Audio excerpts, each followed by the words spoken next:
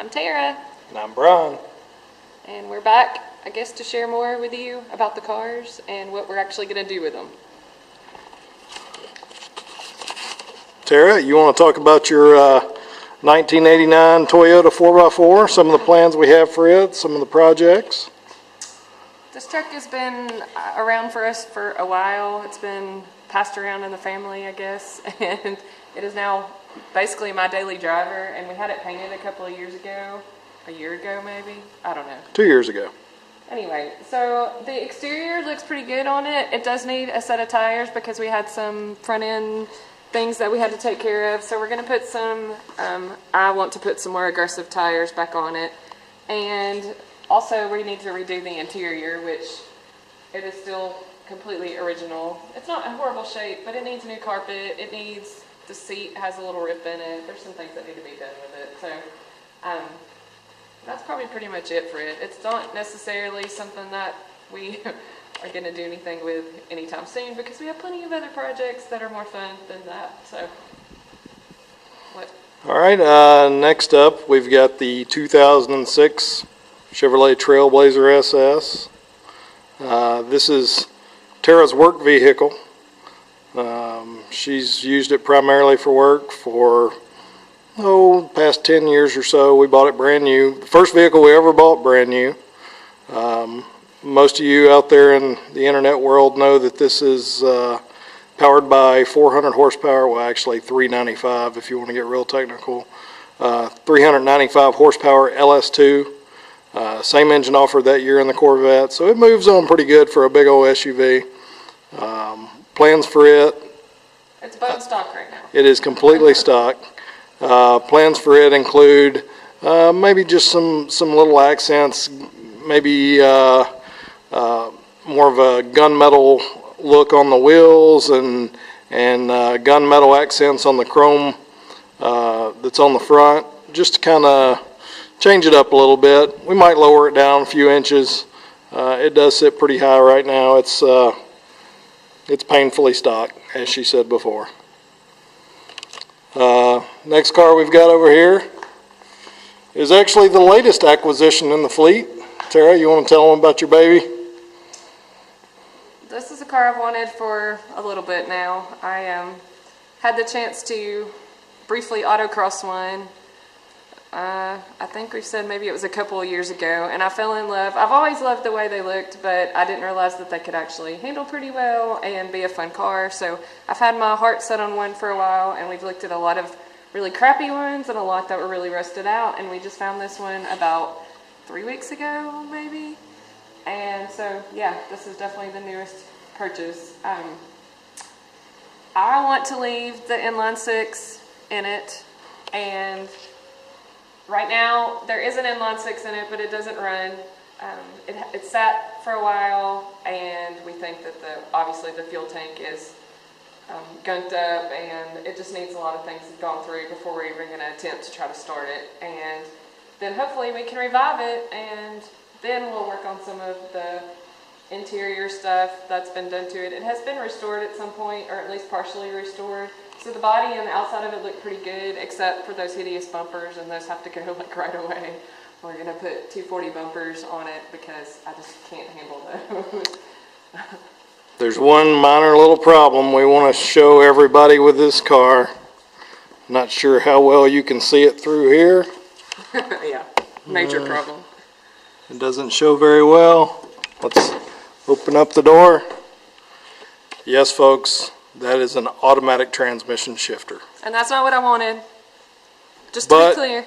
We decided it was easier to buy a clean car that had the wrong transmission than to buy a manual transmission car that needed tons of body work and paint. So there it is. We will be swapping a 5-speed in there. It will not have the auto tragic for long. No, I definitely want it to be a 5-speed. I know 4-speeds and 5-speeds are available, but I want to put a 5-speed in it. And I'm not saying I won't drive it as an automatic, because if we get it running, sure I would. But I definitely, that is a plan for it, is to have a 5-speed, for it to be fun for me.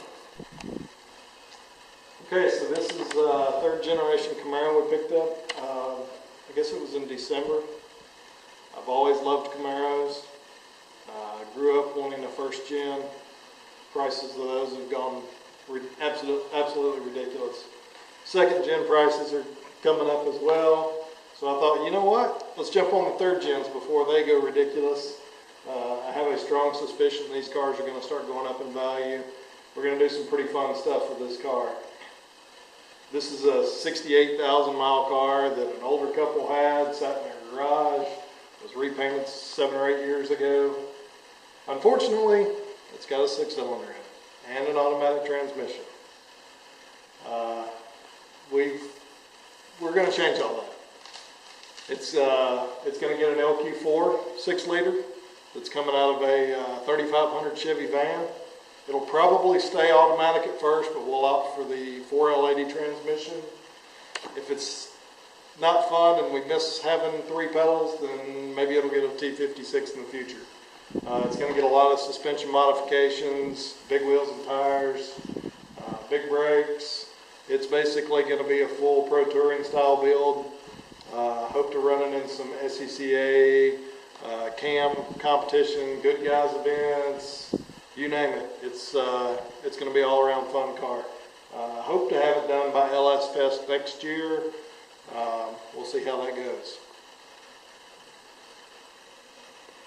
So this is a 2000 model Corvette. It's known as an FRC, which is fixed roof coupe, which that was basically the precursor to the Z06. So it looks like a Z06, but definitely does not perform like a Z06. It's down on horsepower from what a Z06 is. So we ran this one autocross in B Street, and we've had it for a couple years now. We ran it last year, and we're running a full season in it this year as well. At the end of this year, it's actually going to retire from autocross because we bought a new Miata, which you'll see shortly, and we're going to prep that. But in the meantime, actually, at the end of Nationals this year, so it'll be in September, then we'll retire it from SCCA autocross, and we'll start doing some fun stuff to it. So it'll hopefully get more horsepower, and we'll do some things that we weren't able to do basically in B Street with the SCCA, and things that'll make it a more fun car to not only drive on the street, but also to participate in some other events. I don't know, maybe it'll make an appearance at Optima at some point. We have plans to do some other things with it. So we're definitely keeping it because we love it. We love the color, and this was the start of the blue. We got this one, then the Camaro, then the Datsun. So apparently we have a blue thing going on now. We're also going to take the Corvette to LS Fest. As soon as we leave Nationals, we're headed to Bowling Green, so that'll be our first go at LS Fest. And we'll take this car this year. So I mentioned the ND, and this is what is known as an ND. And most people know Miatas in the way they are. We have a couple of NAs, and this is an ND, which is the newest version of the Miata, or the MX-5. So this is a 2016 Miata, Mazda Miata, and right now it's completely bone stock. There is a sway bar hanging behind it that we've not even had a chance to put on it yet. But we bought this car for 2 reasons. One is we bought it for semi-daily. We don't have to drive anything daily, I don't guess, but it's a semi-daily driver. But we also bought it so we could prep it for C Street with the SCCA. So we're going to autocross it with the SCCA starting next year. So the sway bar will be the first thing, of course, that gets put on it.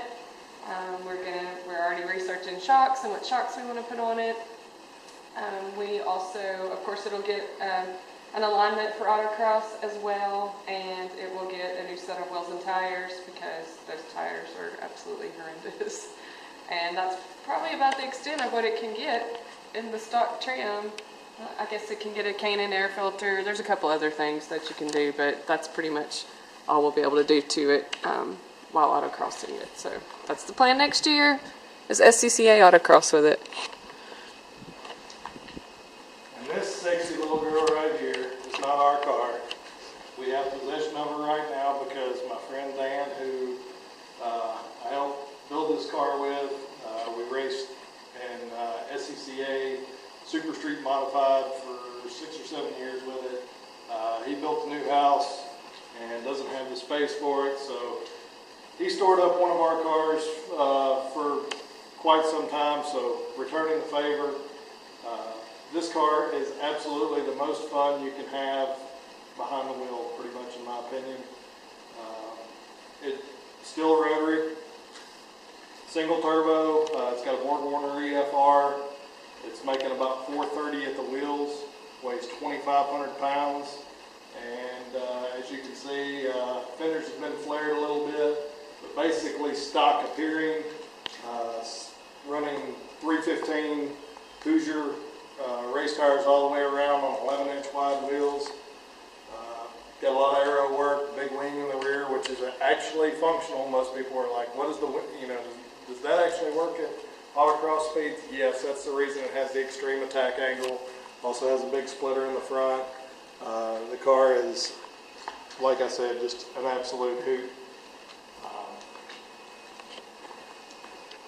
It makes everything feel like it's in fast forward. So this is our track car. Hasn't seen as much track duty in the past few years since we've been doing some chump car racing, but we hung on to it. It's either, we did take it out once last year. Usually about once a year we can get it out. Don't really have any immediate plans for this one. Bought this car 5 or 6 years ago on Craigslist for $1,000. It was an absolute mess. Got a lot of good parts with it when I got it. Sold most of those off. Basically built the whole car on the cheap.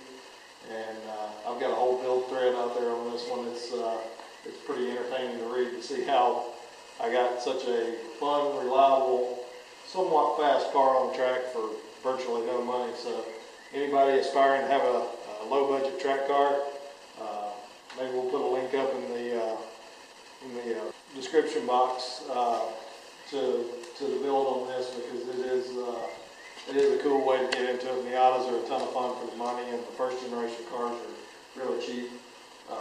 You can pick up old spec Miatas now for next to nothing. This one basically is a spec Miata, full cage, all the safety equipment, spec Miata suspension. It's not really built to the rules completely, but it's pretty dang close. This last car, this is kind of the one that started it all for us with car stuff. We bought this car in 2002 to do some autocrossing with, and we used to race it in SECA. Started out in C stock, then went to E stock. Of course, then they took our race tires away and made everybody go to street tires. And that's when we decided to kind of go a different direction. We picked up the Corvette. We raced the RX-7 for a few years.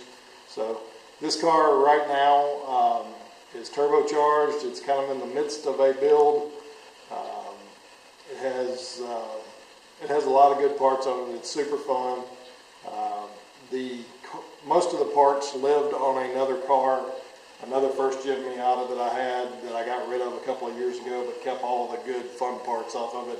I've been slowly making their way over to this car. Really close to being done with it. Basically needs the intercooler mounted, the piping finished up, and a good tune, and it should be ready to go. And I'm sure we'll cover most of that in upcoming videos. That pretty much does it for the cars we have in the shop right now. Of course, you see the boat. The boat's not ours, that's my parents'. We're housing it. We enjoy it on the weekends from time to time. No plans for it at this point. But we do have a couple other cars that you haven't seen.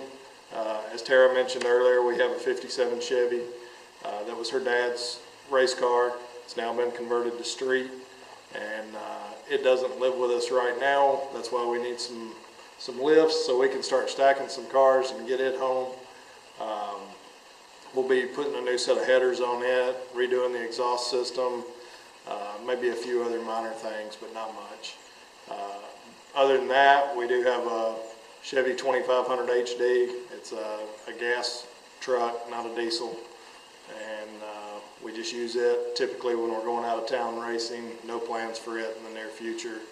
And have a second gen Honda CRX. It's a little 91 HF.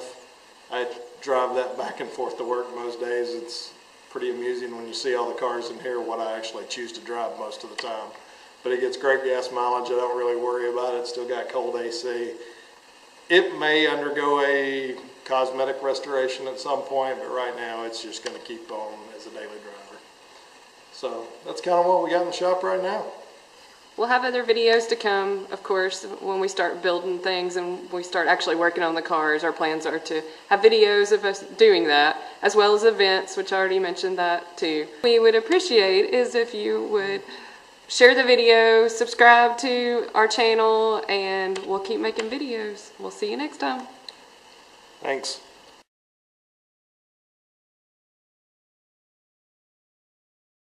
What we would what would you